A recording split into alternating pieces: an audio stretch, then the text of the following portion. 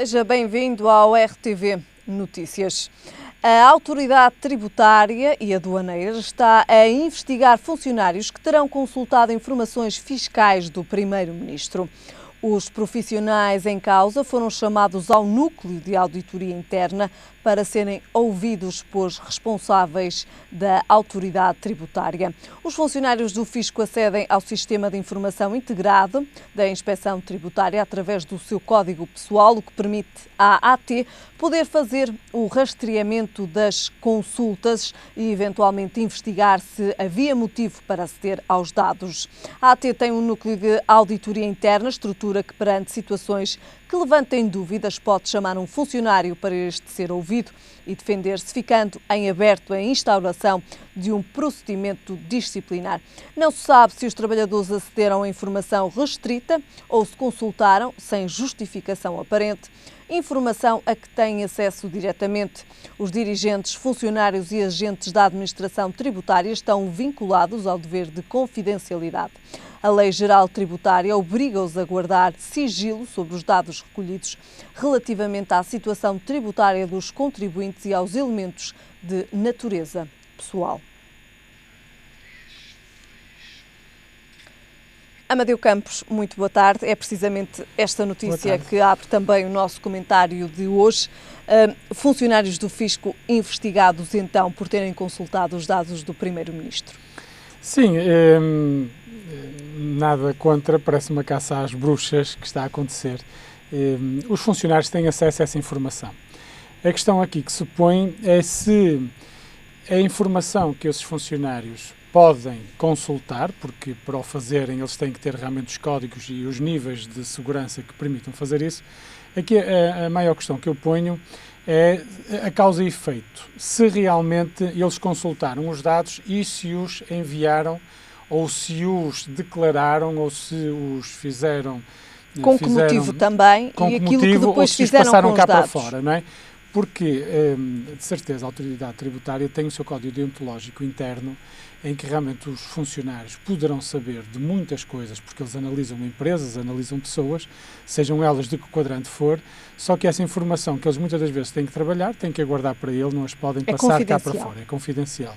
Portanto, aqui a questão não se põe pela capacidade, porque se eles podem, não é por nesta altura, perante estes casos, e até outros jornais puseram a questão de eventualmente também terem sido consultadas as situações do engenheiro José Sócrates.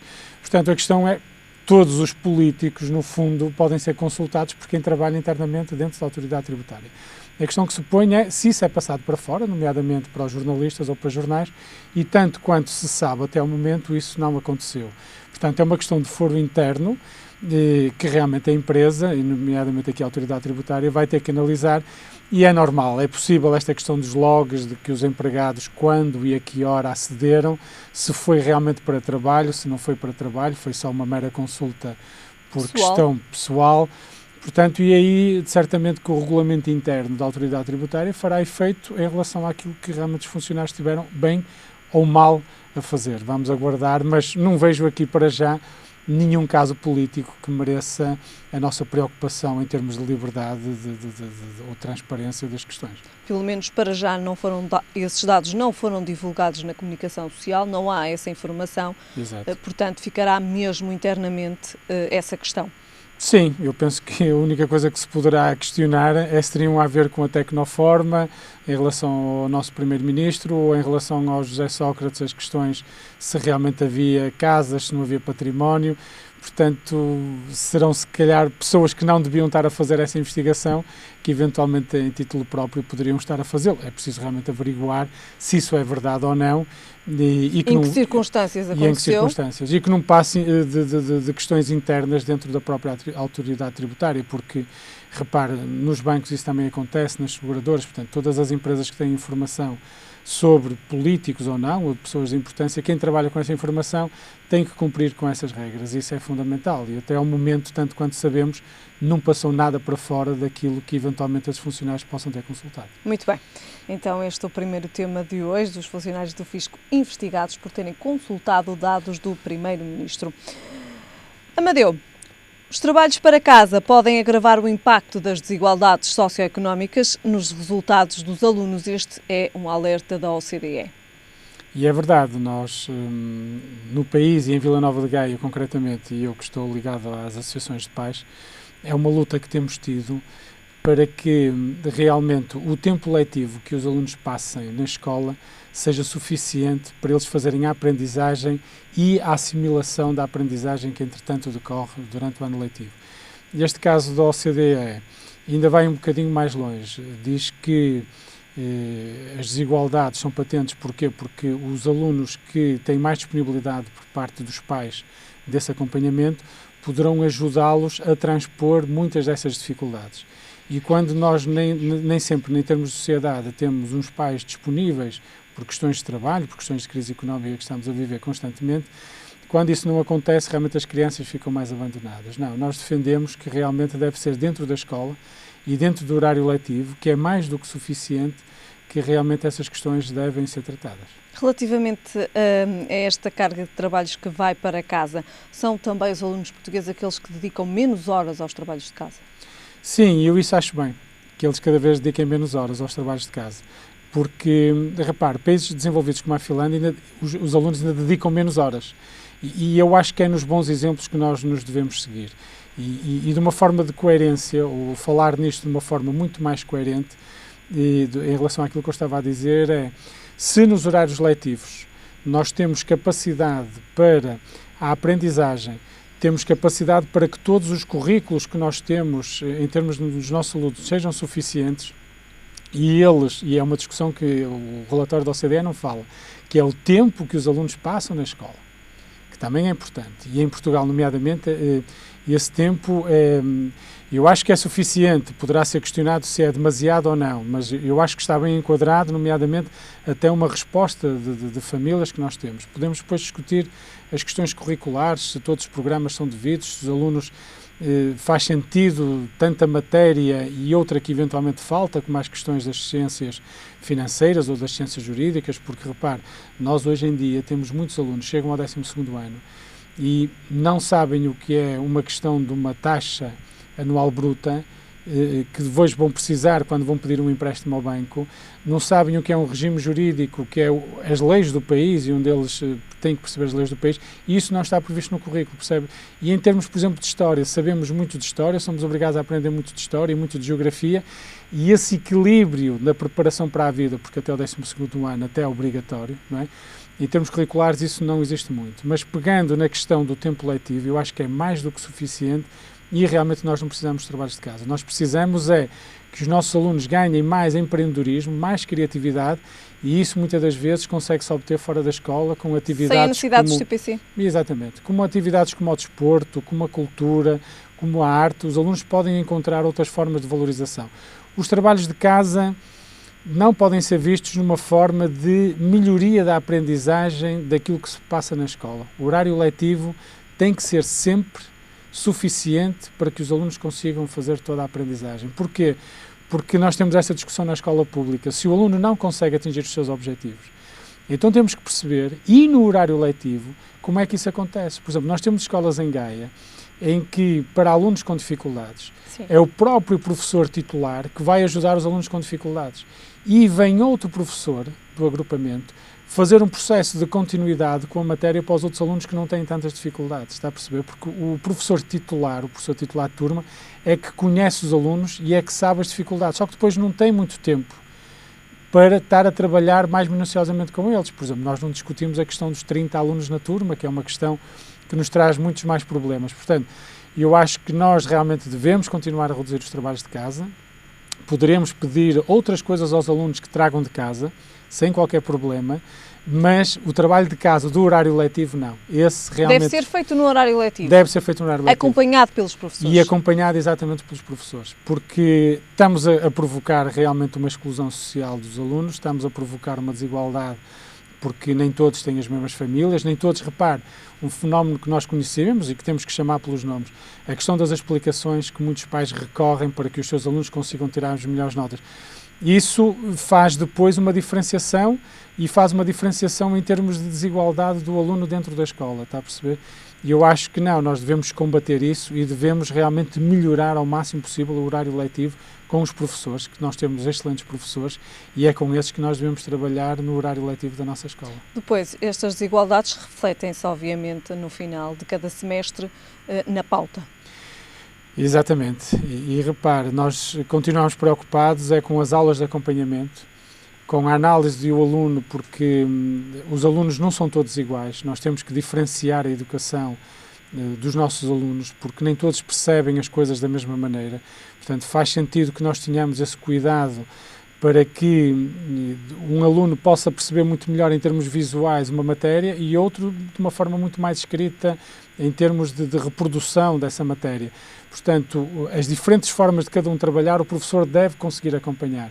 Não é com 30 alunos numa sala de aula que de certeza o professor consegue, pelo menos só um, consegue acompanhar. E lembra-se que uma vez nós falamos aqui de uma das propostas, ainda agora à questão gravosa que aconteceu no início do ano, em que nós, e nomeadamente eu, defendia que devia haver mais professores na sala de aula para fazer um acompanhamento, para que a matéria fosse mais bem assimilada e os professores conseguissem acompanhar mais individualmente cada aluno.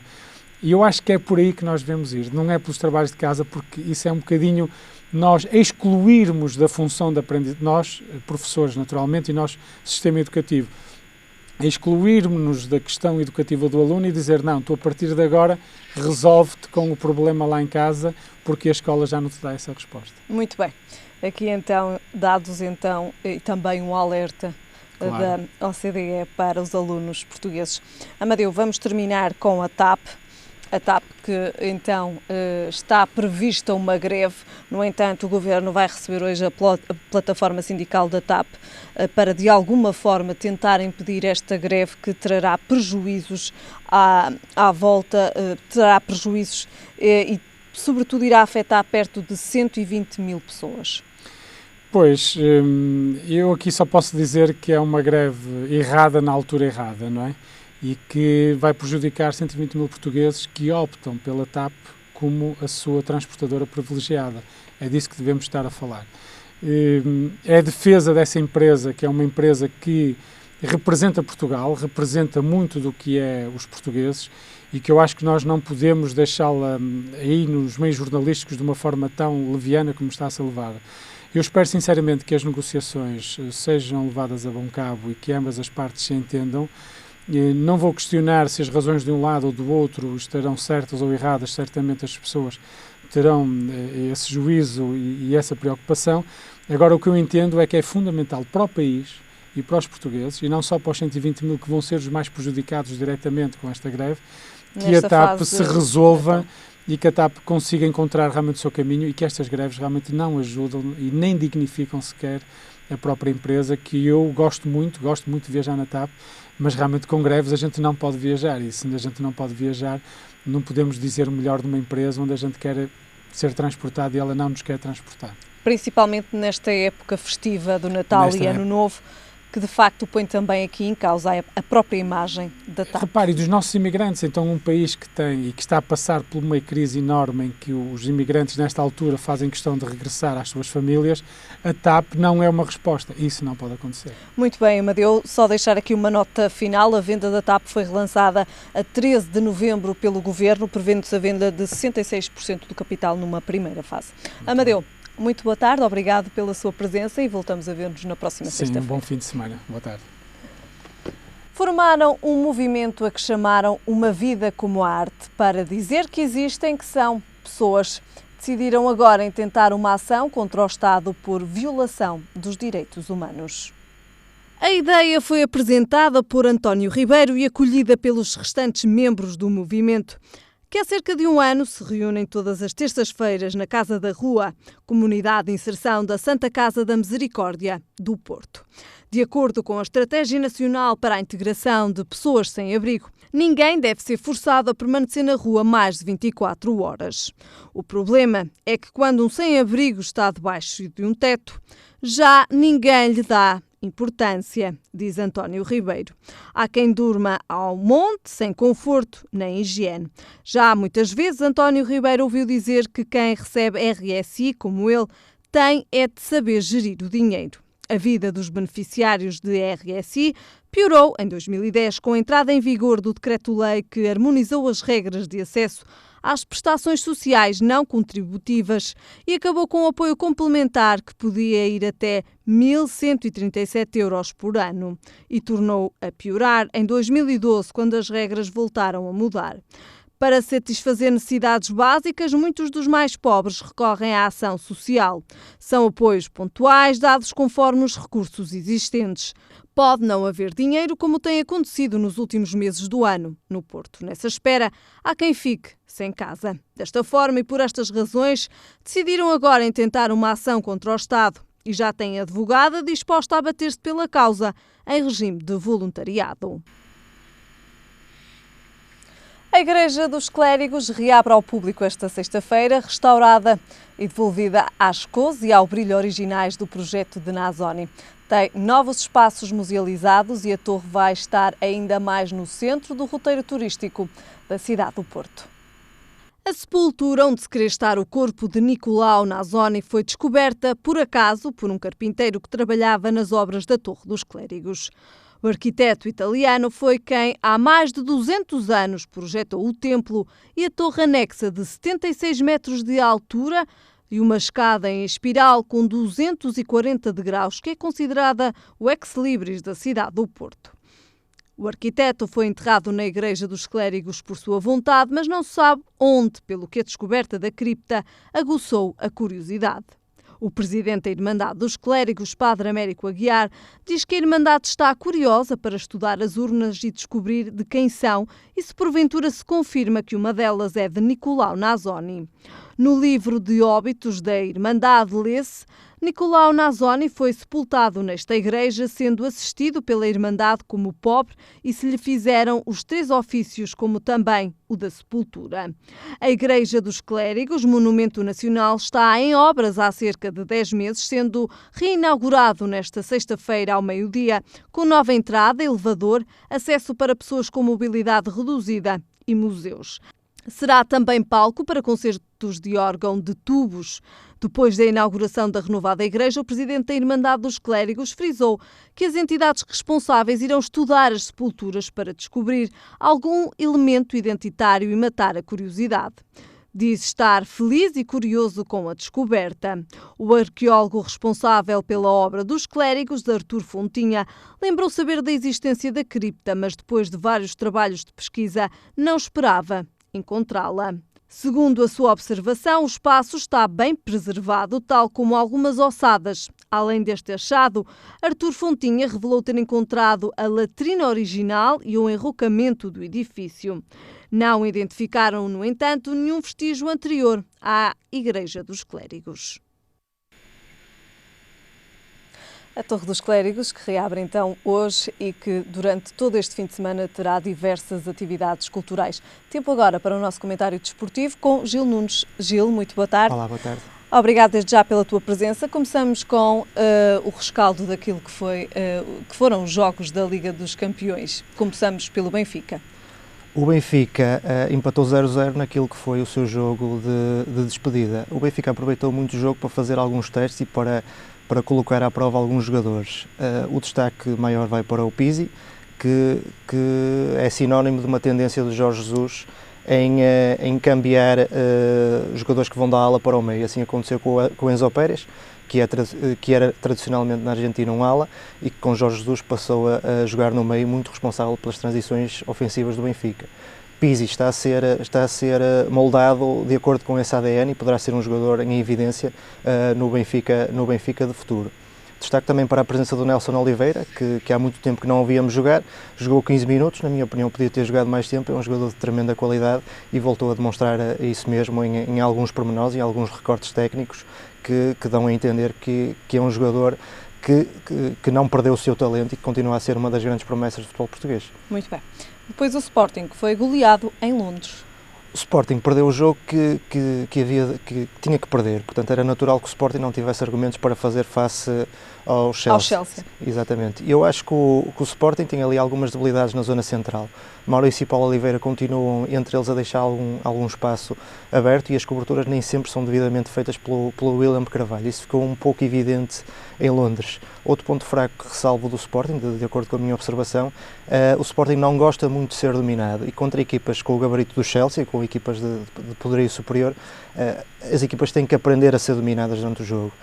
E o Sporting entrou muito de peito feito, entrou muito potente a nível das transições ofensivas, muitas diagonais do Carrilho com o objetivo de criar espaços no outro flanco para as entradas do Capel, mas frente ao Chelsea, com uma equipa que lhe deu esse domínio, consentiu esse domínio e depois, de uma forma venenosa, matou o jogo praticamente nos primeiros 15 minutos com 2-0. O Sporting acaba eliminado por um frango do Andanovic, que no jogo do Maribor e do Chelsea, o Andanovic, que tantos pontos deu ao Maribor, desta vez teve uma falha que acabou por dar um apuramento, quanto a mim, injusto ao Schalke 04.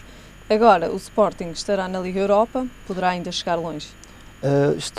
Claro que é tudo muito relativo, depende do pote onde ficar inserido, depende do sorteio, mas seja como for, o Sporting... Tem uma boa equipa para chegar longe? O Sporting tem uma equipa muito bem organizada, como eu já várias vezes referi nestes comentários.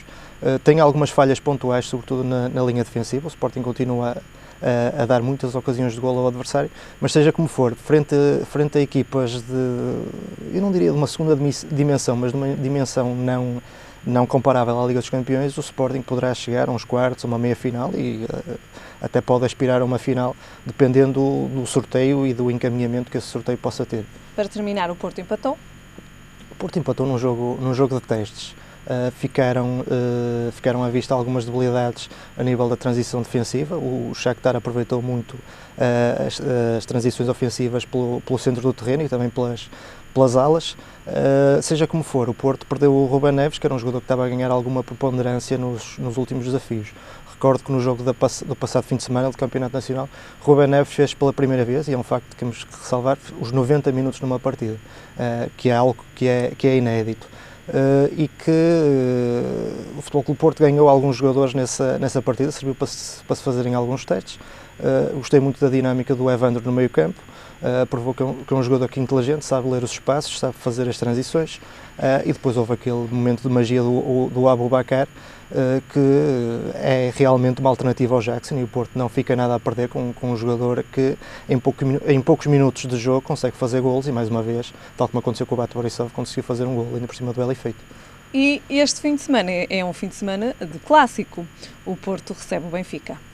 Sim, é um jogo com uma componente psicológica muito grande, seja como for. Eu atribuo algum favoritismo ao Porto. O Porto, quanto a mim, é mais provável ganhar ao Benfica do que ganhar ao Sporting. Os pontos fortes do Benfica esbarram muito nos pontos fortes do Porto, os pontos fortes do Porto esbarram em alguma fragilidade do Benfica. O Porto tem muita propensão para atacar pelas alas e o Benfica, com o Samaris ainda algo instável, se bem que melhor nos últimos jogos, mas ainda algo instável na posição 6 e alguma incapacidade de fazer dobras, pode permitir muitas situações de 1 contra 1 nas alas. E por outro lado, o Benfica, contra adversários de maior gabarito, tem de fazer uma certa mudança do seu jogo. O Benfica tradicionalmente joga muito em transições violentas, transições muito bruxas, como temos dito noutros comentários. Aqui terá que fazer um câmbio da sua forma de jogar, de acordo tal como fez com o jogo com o Zenit, e nem sempre se dá muito bem. E esses dois fatores poderão favorecer o Porto.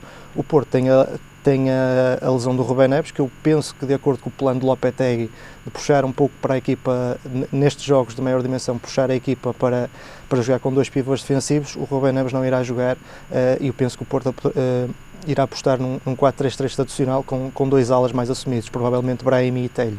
Era precisamente isso que agora te iria questionar. Sim. Os possíveis 11 de cada uma das equipas. Começamos pelo Porto, depois analisamos o Benfica.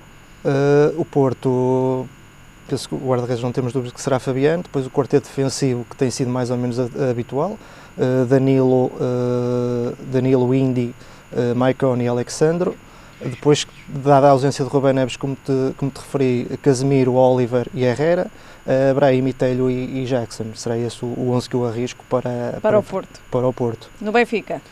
No Benfica eu tenho mais dúvidas, seja como for Júlio César, deverá ser o guarda-redes, depois Maxi, Luizão Jardel e André Almeida, o André Almeida que se tem adaptado à lateral esquerda. Depois Samaris, talvez Samaris, depois Enzo Pérez.